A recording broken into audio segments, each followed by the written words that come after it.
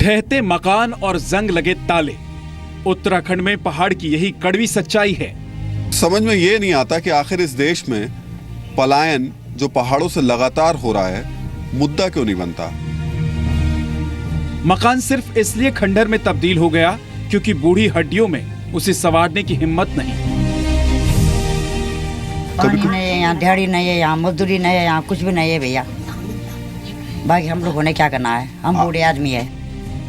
मकान में ताले सिर्फ इसलिए जड़ गए क्योंकि पेट की भूख ने अपनी जमीन छोड़ने को मजबूर कर दिया।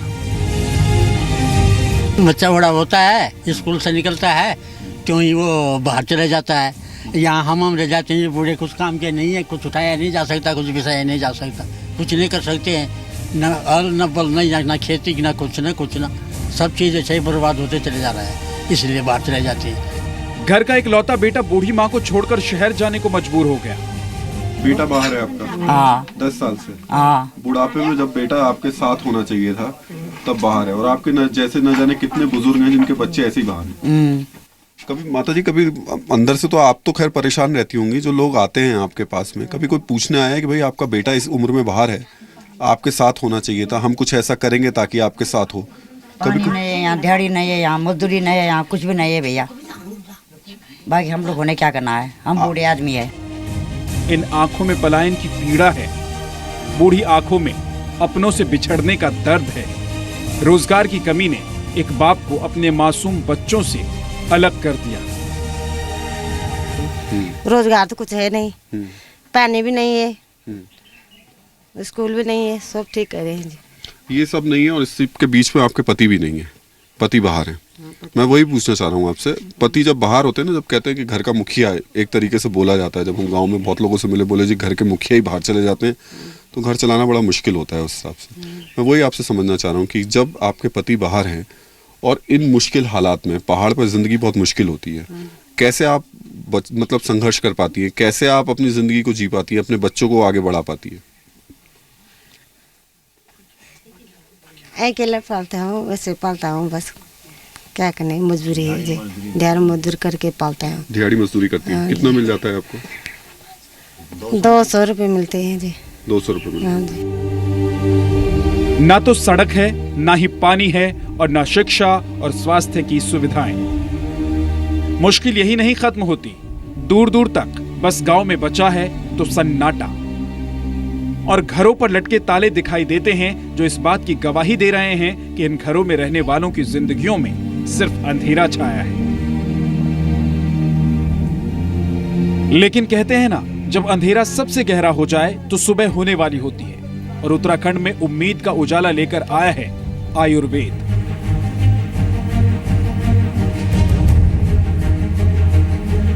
योग से पूरी दुनिया में अपना डंका बजाने वाला भारत अब आयुर्वेद की दुनिया में भी इतिहास रचने जा रहा है। वो पहाड़ जहां बेरोजगारी की वजह से हजारों लोग हर साल पलायन करते हैं, देश के वो पहाड़ अब करोड़ों लोगों के रोजगार के साथ पूरी दुनिया के सामने अनमोल जड़ी बूटियों का खजाना रखने जा रहे हैं। और यहाँ पर ऐसे ऐसे स्थान हैं, यदि स्थान के रूप में भी देखें, आज पूरी दुनिया में टूरिज्म को लेकर के एक आकर्षण है। पर्यटन के लिए लोग दूर दूर तक जाते हैं। उत्तराखंड के अंदर ऐसी जगह हैं जहाँ पर हम उसको सिर्फ पर्यटन की दृष्टि से नहीं, हम उसको सांस्कृतिक पर्यटन के रूप में यदि हम उसको विकसित करें कि लोगों को यहाँ पर मनोरंजन के साथ साथ में सांस्कृतिक पृष्ठभूमि और हमारे इतिहास और अतीत का पता चले, तो बहुत बड़ी बात होगी। दूसरी बात, इस पूरे उत्तराखंड क्षेत्र के अंदर आप देखेंगे यहाँ बहुत दिव्य सैकड़ों वैज्ञानिक दिन रात पहाड़ों से दुर्लभ जड़ी बूटियों का रिकॉर्ड इकट्ठा कर दुनिया में एनसाइक्लोपीडिया तैयार करने में जुटे हैं। अब तक 3.5 लाख से ज्यादा जड़ी बूटियां इन वैज्ञानिकों के रिकॉर्ड में दर्ज हो चुकी हैं। इस खोज के दौरान वैज्ञानिकों को कई ऐसी दुर्लभ जड़ी बूटियां मिली हैं जो रोगों में संजीवनी साबित हो सकती हैं। सबसे बड़ी बात यह है कि इस प्रोजेक्ट को उस उत्तराखंड में शुरू किया गया है जहां पिछले 20 सालों में 32 लाख से ज्यादा लोग पलायन कर चुके हैं। इस मिशन का मुख्य मकसद पहाड़ से पलायन रोकना और लोगों को रोजगार दिलाना है। उत्तराखंड में नीलकंठ के ठीक नीचे के पहाड़ों में दिन रात सैकड़ों वैज्ञानिकों की टीम हर पौधे, हर पत्ते का टेस्ट करने में जुटी है। ये टीम न सिर्फ दुर्लभ जड़ी बूटियों को खोजने की बल्कि आयुर्वेद में भारत का नाम सुनहरे अक्षरों में लिखने की तैयारी कर रही है। ये वैज्ञानिक अब तक 3.5 लाख से ज्यादा जड़ी बूटियों को खोज चुके हैं।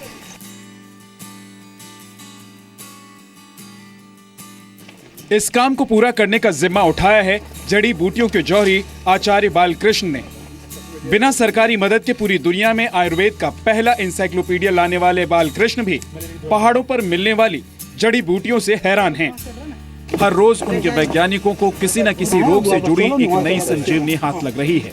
नीचे देखेंगे, इस पूरे उत्तराखंड क्षेत्र के अंदर आप देखेंगे यहाँ बहुत दिव्य औषधियाँ हैं, मनुष्य दिया है। संजीवनी की उत्पत्ति यहाँ से हुई। संजीवनी उसको कहते हैं जो जीवन को दे। ऐसी जीवनदायिनी जड़ी बूटियाँ इस क्षेत्र में हजारों प्रजातियाँ हैं। दुर्भाग्य से अभी ऐसी स्थिति है कि उसकी जो चेक लिस्ट बनना चाहिए था वो लिस्ट तक भी नहीं बनी। यदि उन जड़ी बूटियों में से कुछ जड़ी बूटियों के ऊपर अभी ये काम कर लें, हम अनुसंधान कर लें, यदि लोगों को कल्टीवेशन के लिए उसमें प्रेरित करें, उनसे लगवाएं, तो वह न केवल उत्तराखंड की समृद्धि के लिए अभी तो उत्तराखंड की जो पलायन की जो स्थिति है, यहाँ का जो जनमानस के अंदर जो गरीबी और अभाव है उसको दूर करने के लिए एक अद्भुत कार्य हो सकता है और लोगों को इससे नया जीवन मिल सकता है। यानी देश को नया जीवन मिल सकता है और लोगों को रोजगार और जीवन जीने का साधन मिल सकता है। ये सब कुछ संभव है उत्तराखंड की इस देवभूमि में। यहाँ सब कुछ है पर करने की आवश्यकता है, विजन और दृष्टि की आवश्यकता है। वैसे पहाड़ों पर रहने वाले कई लोग इन जड़ी बूटियों की खासियत जानते हैं और इन्हें लेने घने जंगलों में घूमते रहते हैं। लेकिन आपको पता है क्या है ये? हाँ जी, हाँ जी। क्या है ये? ये उसकी दवाई है अपना शुगर की। कहाँ से आए आप इसको लेने? हम लोग गांव से आए, नीचे से। नीचे से? हाँ। इतनी इकट्ठी करके क्यों ले जा रहे हैं? ये जो लोग और भी मरीज हैं गांव में, उन लोग को दे देते हैं हमें कि यूज़ करो इसको, क्योंकि वो बाहर से इतनी मेडिसिन तो ले नहीं सकते हैं बाजार जाके। तो इन दवाइयों को पानी में डाल के और सुबह पीते हैं, उनका फायदा क्या है इससे? इससे शुगर खत्म हो जाता है। शुगर बिल्कुल नहीं रहेगा, आपको जो शुगर है वो बिल्कुल खत्म हो जाएगा। कहीं सुनी बात है या? नहीं, एक्चुअली मेरे को भी है, खुद को मेरे को है। मैं कोई दवाई नहीं लेता हूँ बाजार की। इसको 4 पत्ते उठा के रात को पानी में डाल देते हैं गिलास में, सुबह उस पानी को पीते हैं, शुगर फिट रहता है। कोई कितनी शुगर रहती थी आपकी? पहले रहती थी 300, 250, 300। अब 120, 125 तब से, जब से ये लिया। लेकिन पहाड़ों पर बड़ी बड़ी जड़ी बूटियों को खोजते खोजते इन लोगों को कई छिपे हुए प्राचीन मंदिर और गुफाएं भी मिल रही हैं। हम आपको कई ऐसी संजीवनी बूटियां तो दिखाई चुके हैं जो कि आपके स्वास्थ्य के लिए बहुत ज़्यादा लाभदायक हो सकती है। संजीवनी इसलिए कह रहे हैं क्योंकि संजीवनी सिर्फ जीवन देती है, ये भी जीवन को बचाने का काम करती है। लेकिन आचार्य बालकृष्ण ने इसके साथ साथ और भी बहुत सारी चीज़ें खोजी हैं आपके लिए। एक ऐसी गुफा में हम आपको लेकर आए हैं जहाँ तक आज तक कोई पहुँचा नहीं है। ये नीलकंठ के बिल्कुल पास है। आचार्य जी, पहले तो इस गुफा का इतिहास बता दीजिए, क्या है ये? नीलकंठ के पास होने के साथ साथ में यह क्षेत्र, क्योंकि यह भगवान शिव का क्षेत्र है और यहाँ पर जनता तो बहुत आती है, परंतु यह कहीं मीडिया के माध्यम से जो पूरे देश दुनिया को पता चलना चाहिए था, उस रूप में ये ओझल था जगह। आज तक उस तरह से इसकी कभी चर्चा नहीं हुई। आप देख रहे हैं कि बहुत अंदर हम लोग आ चुके हैं, उसके बाद में ये गुफा दिखाई दे रही है। और ये गुफा आप देख भी रहे हैं कि साइड में से एकदम कुछ बीच में थोड़ा सा पोर्शन है जहाँ से आसमान हमको दिखाई दे रहा है। तो इस विषय में कहा जाता है कि गुरु गोरक्षनाथ जी ने यहाँ पर तपस्या की थी। तपस्या करने के बाद में कुछ राक्षस यानी जो असामाजिक तत्व होंगे उस समय के, उन लोगों ने उनको परेशान और प्रताड़ित करने का प्रयास किया, तो ये गुफा में से निकल करके ऊपर पहुंच गए। तो ऐसी कई गुफाएं हैं। इस गुफा को थोड़ा सा पीछे भी दिखाते हैं। पहले बताते थे कि ये गुफा अंदर से इस रास्ते से जाती थी, फिर इसको बंद कर दिया गया और ये कहते हैं कि गंगा तक निकल कर जाती है। अब वहाँ तक पहुँचना तो मुश्किल होगा, लेकिन हम आपको ऐसी कई जगह ज़रूर दिखाते चलेंगे। और ये हम सिर्फ आज आपको सिर्फ इसलिए नहीं दिखा रहे हैं कि आप देखें और समझें कि अच्छा देखिए हमने एक अनछुई जगह आपको दिखा दी, एक ऐसी गुफा आपको दिखा दी जिसके बारे में आपको पता नहीं था। हम आज आप ये भी समझना चाह रहे हैं और सिस्टम से भी ये सवाल पूछना चाह रहे हैं कि आखिर क्यों उत्तराखंड जैसे राज्यों में इस तरीके की जगहों को खोज करके, रिलीजियस तो हैं ही, धार्मिक तो हैं ही, उसके साथ साथ टूरिस्ट डेस्टिनेशन के तौर पर डेवलप क्यों नहीं किया जाता। और बार बार वही सवाल हम उठा रहे हैं कि आखिर पलायन जिस वजह से यहाँ से लोग कर रहे हैं, अगर ऐसी चीज़ें यहाँ पर इनको मजबूती दी जाए, इनको बाहर निकाल कर लाया जाए, तो शायद ये बहुत हद तक लगाम लग सकती है। पहाड़ पर हर कुछ मीटर पर एक नई जड़ी बूटी तो मिलती है, लेकिन इंसान नहीं मिलता। पलायन ने पहाड़ों को सूना कर दिया है।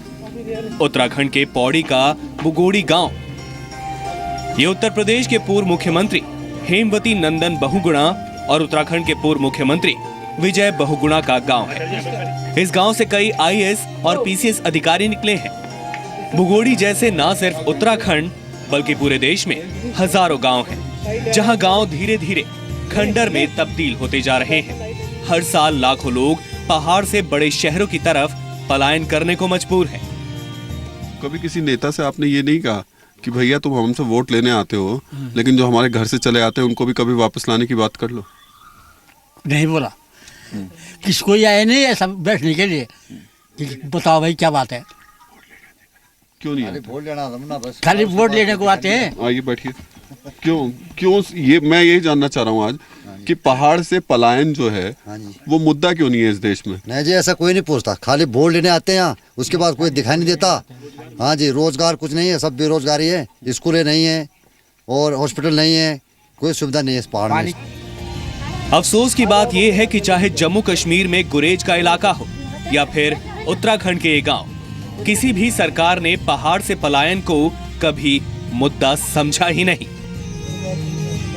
पानी नहीं मिलेगा तो कैसे जीवन रहेगा? तो मुझे ये बताइए ना, आप तो वोट आपको भी देते हो, कम से कम 5-6 इलेक्शन तो आपने भी दे दिए होंगे वोट, है ना? तो जब वोट लेने आ रहे हैं वो लोग, तो आप पूछ नहीं रहे कि इन ऊबड़ खाबड़ रास्तों से, इन पहाड़ों से चढ़ के आप आ जाते हैं, बिजली तो पहुंचा दी, पानी पहुंचा नहीं पा रहे हैं, हमारे बच्चों को घरों तक वापस नहीं ला पा रहे हैं, तो किस मुंह से आप वोट मांगने आ रहे हैं? एक क्वेश्चन आप, मैं एक बात बताना चाह रहा हूँ आपको। अभी हमारे मोदी जी ने कहा कि शौचालय बनाओ, घर घर शौचालय बनाओ। अगर पानी नहीं है तो शौचालय क्या करेंगे? लेकिन अब पहाड़ का सीना चीरकर उस पर हर तरह की खेती करने का एक अनोखा मॉडल तैयार किया गया। आसमान छूते पहाड़ों तक सिंचाई के लिए पानी की पाइपलाइन बिछा दी गई है। आप देख रहे हैं करीबन ये 5-6 किलोमीटर के एरिया में एकदम नीचे खाई भी है, फिर ऊंची पहाड़ी भी है। कहीं आप देख रहे हैं इधर धूप है, उधर छाया है, कहीं पर एकदम नमी है, कहीं पर एकदम ड्राई है। आप देख रहे हैं कहीं कहीं थोड़ी मिट्टी काली है, कहीं सिर्फ पत्थर ही पत्थर हैं। तो ये नहीं, जो उत्तराखंड की जो भौगोलिक स्थिति की यदि हम बात करें, भौगोलिकता के जो 70-80% जो स्थितियाँ हैं, ये एक ही जगह पर हम लोगों ने प्रयास किया। तो इसका परिणाम ये रहा कि हम लोगों ने यहाँ आप केले का पौधा भी देख पा रहे हो तो आम भी दिख रहा है, आम दिख रहा है तो अनार भी दिख रहा है, अनार दिख रहा है तो हमको एप्पल भी दिख रहा है, एप्पल दिख रहा है तो एवोकाडो भी दिख रहा है, एप्रिकॉट दिख रहा है तो आड़ू भी दिख रहा है। तो इस तरह की जो वैरायटीज़ हैं, जो बायोडाइवर्सिटी की जो विविधता है, उस विविधता को कैसे हम एक जगह पर एक आदर्श मॉडल के रूप में दिखा सकते हैं, हमने उसके लिए प्रयास किया। ये मॉडल अब जम्मू कश्मीर और नॉर्थ ईस्ट समेत देश के कई हिस्सों में शुरू करने की भी तैयारी है। कैमरामैन गोपाल के साथ राहुल सिन्हा, जी मीडिया, नीलकंठ, उत्तराखंड।